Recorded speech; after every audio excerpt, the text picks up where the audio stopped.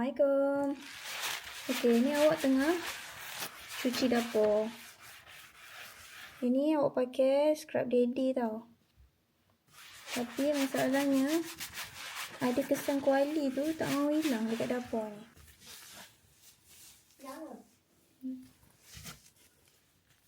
Okey, ni awak dah lap kering-kering. Allah. Ni nampak tak? Dia macam ada kesan yang tak boleh dihilangkan.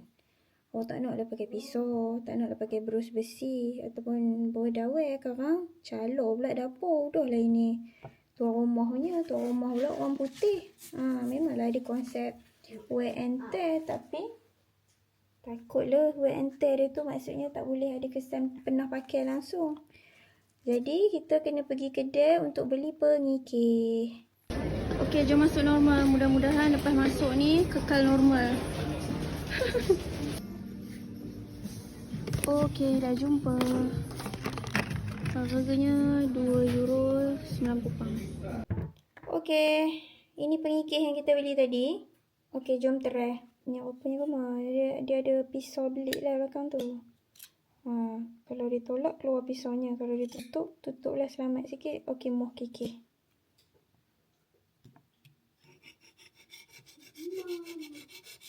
Takut. Nampak tak kesan oren-oren tu?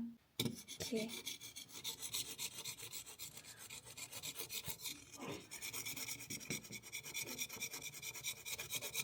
Macam makan masa juga lah ya.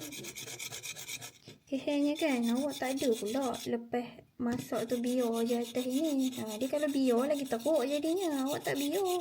Awak lepas masak terus angkat letak dekat atas besi pelapik tu. Tapi nak juga jadi. Lemaknya periuk murah kot. Nampak tak banyak. Okay, kita lap sikit.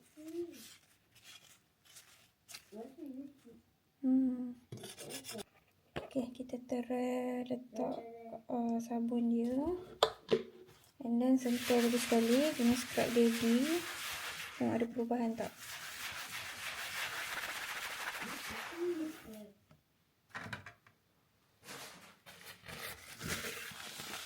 Lap. Tada. Boleh lah. Maknanya kena teruskan kikir sampai bersih.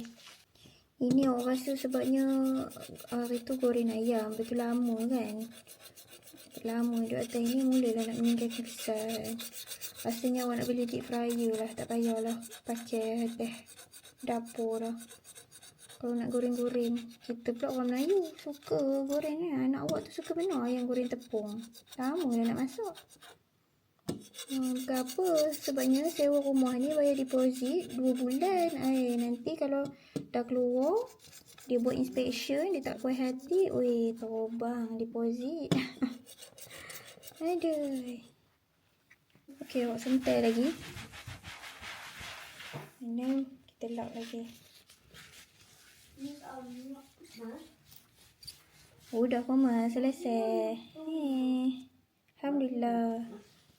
Beginilah penjagaan induction cooker. Awak punya risau pakai induction cooker orang putih ni sampai beli lagi satu.